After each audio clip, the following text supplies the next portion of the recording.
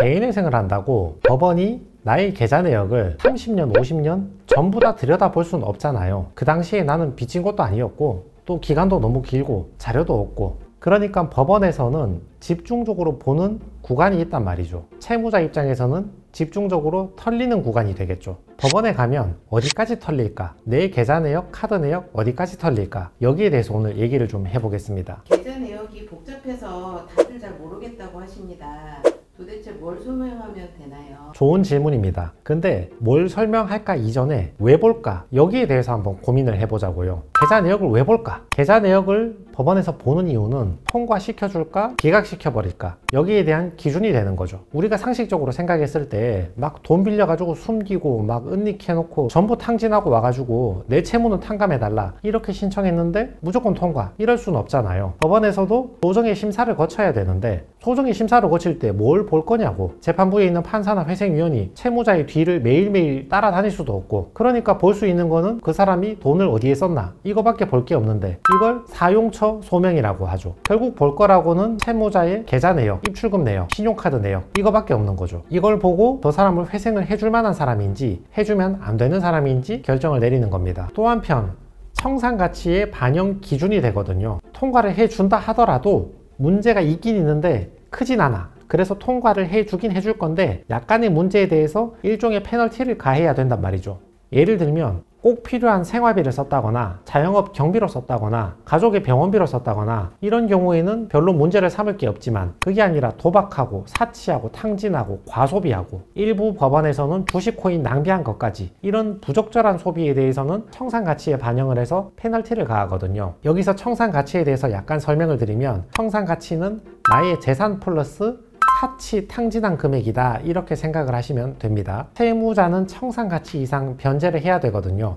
나의 재산이 무엇입니까? 뭐 예금, 적금, 자동차, 부동산 이런 것들이 나의 재산이 되겠죠. 부동산 같은 경우는 시세에서 담보대출을 뺀 순자산 가치, 그것만 청산가치라고 보는 거죠. 예를 들어서 내가 가지고 있는 재산이 1,800만 원이 있어. 그러면 나는 변제기간 36개월 동안 1,800만 원 이상 변제를 해야 되니까 1,800 나누기 36개월 하면 50 나오니까 이 사람은 최소한 한 달에 50만 원 이상 변제를 해야 되는구나. 50만 원 변제하면 무조건 끝내준다 그 뜻이 아니고 최소한 50은 변제해야 되는구나, 이걸 알 수 있는 거죠.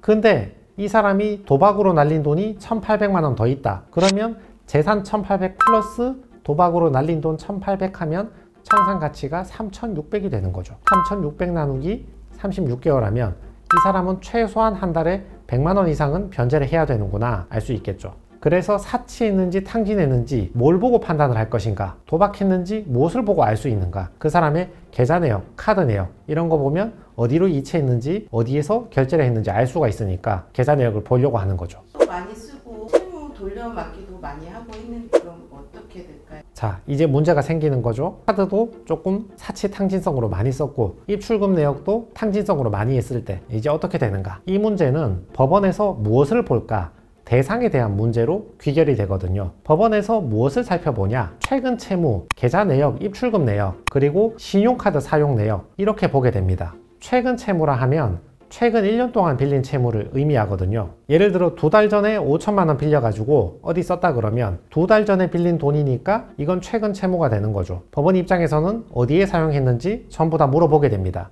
입출금 내역이라 하면 여러분 은행 가시면 이 계좌에 대한 입출금 내역 출력해달라 하면 출력해 주잖아요. 또는 여러분 은행 홈페이지 접속하면 인터넷 뱅킹 가면 어디에 입출금했는지 전부 다 다운을 받을 수 있잖아요. 그거 다운받아서 제출하면 법원이 검토하는 거죠. 신용카드 사용 내역 같은 경우는 여러분 월말에 카드 어디 썼는지 내역서 날아오잖아요. 그리고 여러분이 인터넷에 접속해서 내 카드 사용 내역을 다운을 받으실 수도 있는 거죠. 이 세 가지를 법원에서 검토를 하게 되는 겁니다. 실제로 법원 보정 권고를 같이 한번 살펴봅시다. 계좌정보 통합 관리 서비스에 가서 은행별, 금융기관별, 증권사별, 그리고 신용카드 발급 현황 전부 다 제출하라.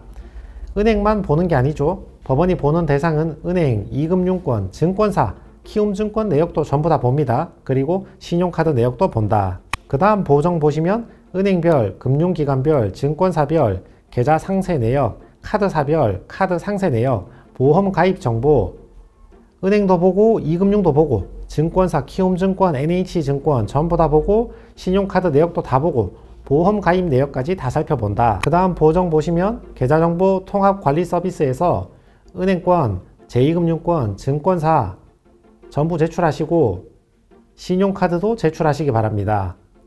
은행, 이금융, 우체국, 새마을금고, 농협, 축협, 신협, 키움증권, 신용카드 전부 다 살펴봅니다. 많은 것을 보지만 혹시 거래 내역 같은 경우는 어디까지 보나요? 그렇죠. 이거 제일 궁금하시잖아요. 거래 내역을 내가 뭐 살아왔던 30년, 50년을 다 살펴보냐, 뭐 도대체 어디까지 보는 거냐. 한편으로는 내가 뭔가 좀 찜찜한데 돈을 사용했는데 혹시 얼마를 더 버티면 내가 문제없이 개인회생을 할 수 있을까, 이런 것도 궁금하시잖아요. 재판마다 전부 다르긴 한데 그래도 대략적인 평균값이 있거든요. 기간의 경우에는 최근 1년 또는 최근 2년을 많이 물어봅니다. 예를 들어서 26년 1월 1일에 신청을 하는 사람은 25년 1월 1일부터 25년 12월 31일까지 1년간 사용한 내역을 물어보는 거죠. 다만 예외적으로 최근 1년, 2년이 아니라 그 더 이전의 과거 것도 검토하는 경우가 있거든요. 예를 들면 3년, 4년 전의 일인데 특정한 기간에 집중적으로 채무가 발생한 겁니다. 그런 경우에는 왜 그 기간에만 집중적으로 채무가 발생했는지 법원에서 바로 물어보는 경우가 있습니다. 한편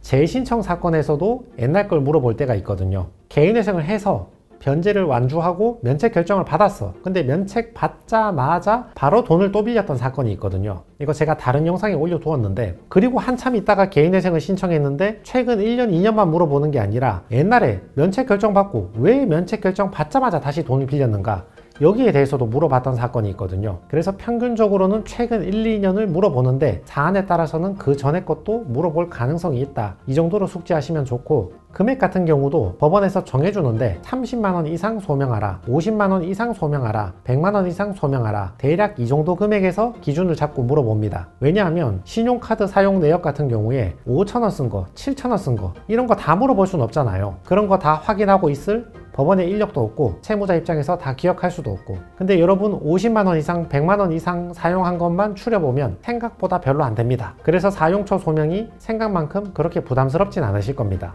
보정 권고 한번 같이 봅시다. 1년 전부터 모든 신용카드 50만원 이상 결제한 내역, 신용카드인데 최근 1년 50만원 이상만 물어본 거죠. 새마을금고 계좌 내역 100만원 이상 입출금한 내역, 은행 계좌인데 100만원 이상만 물어본 겁니다. 은행 계좌, 증권 계좌에 대해서 최근 2년 동안 50만원 이상 입출금 내역을 물어본 겁니다. 신용카드 최근 1년간 50만원 이상, 카드하고 계좌 내역에 대해서 50만원 이상만 물어본 겁니다. 계좌 내역, 활동성 계좌 직전 1년 동안 회당 30만원 이상, 은행 계좌인데 최근 1년 동안 30만원 이상 입출금만 물어본 것입니다. 신용카드 최근 2년간 30만원 이상, 카드론 같은 경우는 10만원 이상, 신용카드인데 최근 2년간 30만원 이상 사용처, 카드론 10만원 이상 사용처 물어본 것입니다. 과거 1년 동안 모든 계좌, 신용카드 50만원 이상, 계좌 내역하고 카드 내역에 대해서 최근 1년 동안 50만원 이상 사용처를 물어본 것입니다. 최근 1년 발생한 채권, 최근 대출이니까 최근 1년 동안 빌린 돈의 사용처를 물어본 것입니다.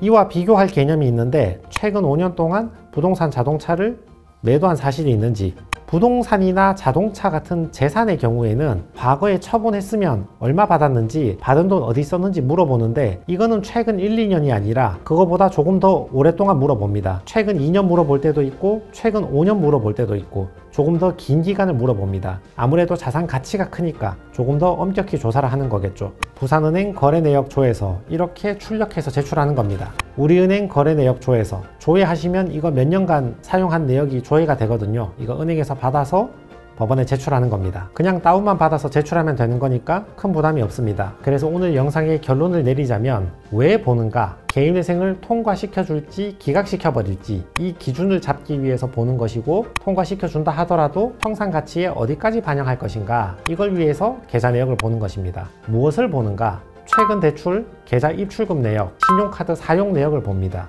어디까지 보는가? 최근 1년 또는 2년 정도, 그리고 50만원에서 100만원 이상 사용한 내역에 대해서 물어봅니다.